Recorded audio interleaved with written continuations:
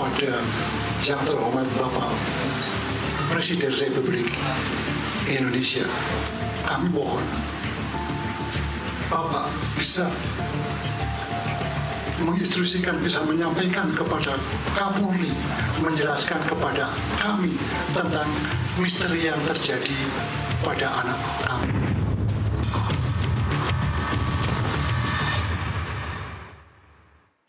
Pemirsa, keluarga diplomat Arya Daru Pangayunan menggelar jumpa pers mengungkapkan sejumlah kejanggalan kematian Arya Daru dengan fakta-fakta yang mereka kumpulkan. Hingga kini keluarga masih belum bisa menerima hasil akhir putusan polisi yang menyebut kematian Arya tidak ditemukan unsur pidana. Keluarga meyakini kematian Arya bukan kasus bunuh diri. Hingga kini mereka masih meyakini kasus ini terkait pidana yang melibatkan pelaku lain. Untuk membahasnya sudah bersama saya kuasa hukum keluarga Arya Daru, Dwi Librianto, dan juga Guru Besar Kriminologi Universitas Indonesia Adrianus Meliala. Selamat sore Pak Dwi, selamat sore Prof. Adrianus.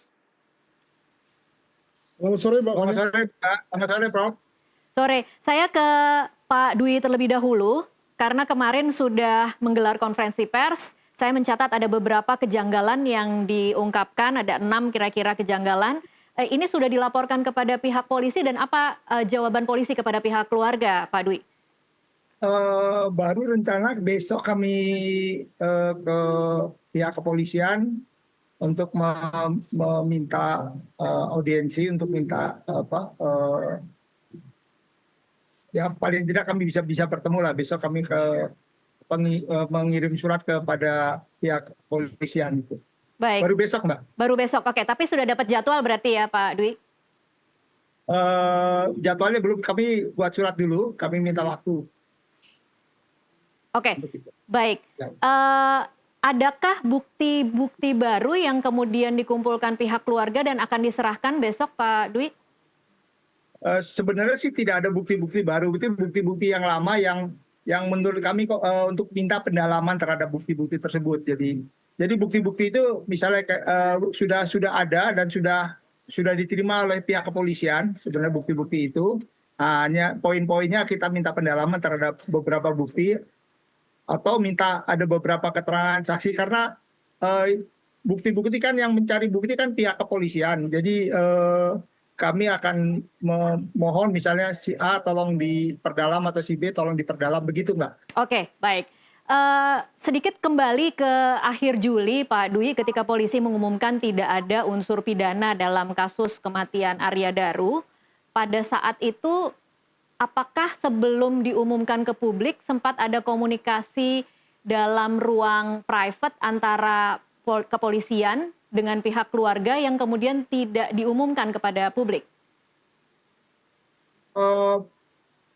Ada beberapa sih ya Mbak yang tidak diumumkan di publik. Misalnya kayak kaitannya dengan simbol yang kita terima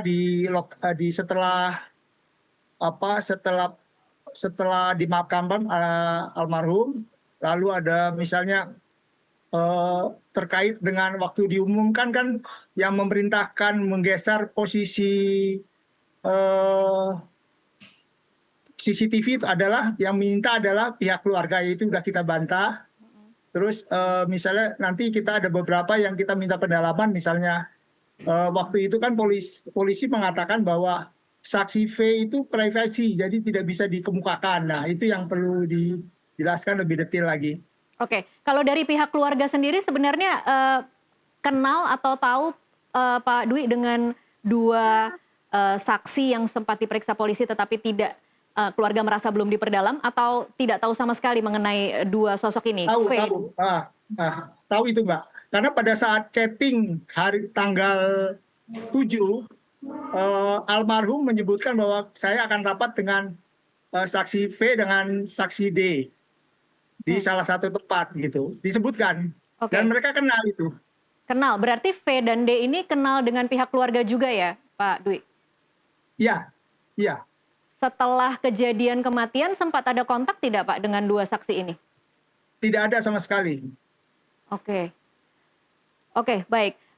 Saya bergeser sedikit soal kiriman amplop misterius, Pak Dwi, itu mungkin bisa dijelaskan karena yang kita ketahui di publik amplop itu berisi gabus putih berbentuk bunga Kamboja, hati dan bintang ya Pak Dwi?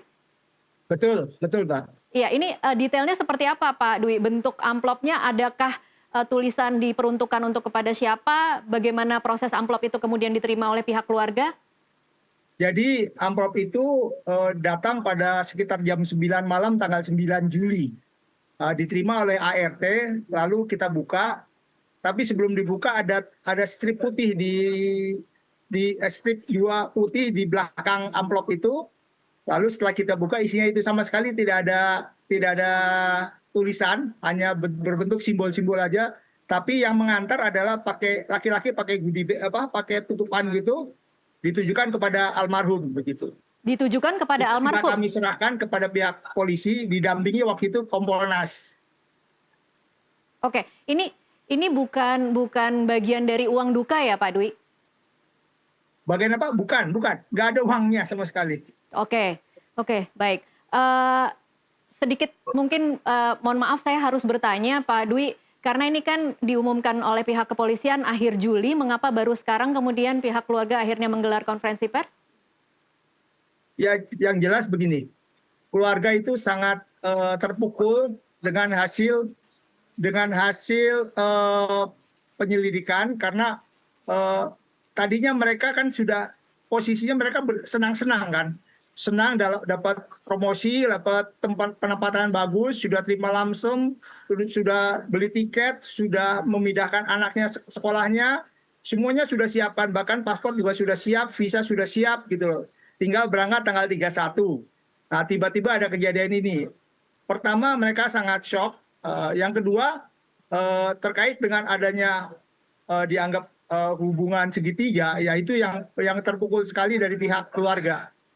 Karena posisi keseharian Daru itu adalah anak yang baik gitu loh. Dan itu sudah diceritakan oleh ayahanda pada saat konferensi pers siapa Daru. Ayahanda itu kebetulan dosen juga di Universitas Gadjah Mada, dosen geologi, dan istrinya juga dosen, Profesor Basu juga di UGM. Jadi baik Daru maupun istrinya itu juga alumni UGM. Nah, semuanya keluarga UGM gitu, Mbak. Mereka sangat terpukul sekali dengan kejadian ini, bahkan setelah 40 hari baru mereka speak up. Oh, oke. Baik. Pak Dwi, saya beri kesempatan di sini Pak Dwi karena memang selama proses penyelidikan kemarin kan berkembang berbagai spekulasi liar di publik yang kemudian memang semakin membingungkan bagi masyarakat yang kemudian mengikuti kasus ini. Boleh Pak Dwi mungkin apa saja yang sebenarnya ingin dibantah oleh pihak keluarga terkait dengan isu-isu yang berkembang di masyarakat? Baik, yang jelas adalah yang pertama adalah mungkin Pak Prof lebih paham lah ya, tentang cara menghilangkan nyawa. Menurut kami itu sangat tidak lazim. Oke. Sangat tidak lazim. Itu yang pertama. Yang kedua, dalam posisi mayat terdapat beberapa lembam, lalu terdapat maksudnya mayat itu tertutup plastik lalu terbungkus lakban, tertutup selimut juga, terdapat CTM dan paracetamol yang kita nggak tahu kadarnya dan jumlahnya berapa, itu kita nggak tahu. Lalu pendalaman terhadap saksi V dan saksi D, lalu HP Samsung kenapa hilang, kan itu sekarang itu sangat mudah untuk mencari HP kan, yang hilang kapanpun kita bisa ketahui lah. Pelacakan kita sangat bagus sekali, bahkan saya rasa polisi paham banget bagaimana mencari HP yang hilang tuh, mereka bisa lah. Lalu supir taksi baik dari GI mau ke Deplu, dari Deplu ke kosan itu juga minta didalami. Lalu yang terutama adalah keterangan dari penjaga kos. Penjaga kos kan pertama bilang bahwa yang minta geser CCTV sehingga posisi pada saat Daru keluar buang sampah itu tidak kelihatan pintunya gitu loh. Iya. Nah, waktu awalnya dikatakan bahwa yang meminta adalah istrinya. Nah, istrinya yang jelas membantah. Eh, Lalu pada saat wawancara juga masih tetap mengatakan bahwa yang minta adalah istrinya. Lalu ada beberapa hal nanti kami sedang menyiapkan sebenarnya data-data apa-apa saja yang perlu pendalaman. Sebenarnya hanya lalu misalnya kayak atasannya Daru itu juga kenapa belum diperiksa juga dan sebagainya. Dan cara psikologi forensik menganalisa kasus ini hanya berdasarkan beberapa keterangan daripada saksi V dengan teman kantornya, lalu ada email yang tahun 2013-2014 dipakai sebagai dasar bahwa Daru itu dalam posisi depresi. Itu juga dikeluhkan pihak keluarga berarti ya, Pak? Ya. Kalau keluarga merasanya tidak ada depresi ya, Pak? Gimana, Mbak? Kalau keluarga merasanya Arya tidak dalam kondisi depresi? Tidak. Karena dari chat terakhir dua hari terakhir, 24 jam terakhir, saya mengetik aja ada 10 halaman. Itu karena mereka berdua itu sangat rapat, komunikasinya luar biasa. Bahkan setiap langkah kemanapun mereka tahu gitu loh. Kalau nggak video call, kalau nggak telepon biasa, nah mereka chatnya padat banget, Mbak. Padat sekali itu chatnya. Oke, baik. Nanti kita akan bahas lagi lebih rinci satu persatu. Saya ke Prof. Adrianus terlebih dahulu sekarang. Prof, kalau Anda mendengar seluruh keterangan dari kuasa hukum dari keluarga Arya Daru, apa kejanggalan yang paling mengganggu menurut Anda? Kejanggalannya adalah kenapa harus dibuat dengan proses seperti ini ya, gitu.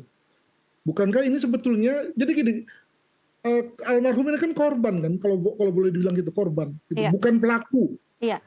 Dan kalau dia pelaku wajar kalau kemudian didampingi oleh penasihat hukum, lalu kemudian dibuat terbuka agar kemudian kalau ada kejanggalan kemudian diketahui oleh publik dan kemudian lalu bisa diviralkan kalau perlu gitu. Tapi ini kan korban ini kan. Polisi itu bekerja buat dia ini, buat korban, buat saudara Noel, saudara Arya ini gitu. Sehingga ketika kemudian harus didampingi oleh Pak Dwi segala, lalu kemudian lalu pakai surat-suratan segala, ini nampaknya ada yang aneh nih Pak Dwi gitu ya. Kenapa? Karena kesan saya, apalagi dalam kasus semenarik ini atau sebegitu banyak perhatian ini, maka nggak usah keluarga datang Pak ke Jakarta. Iya. Anda telepon aja Pak Dir itu pasti datang dia.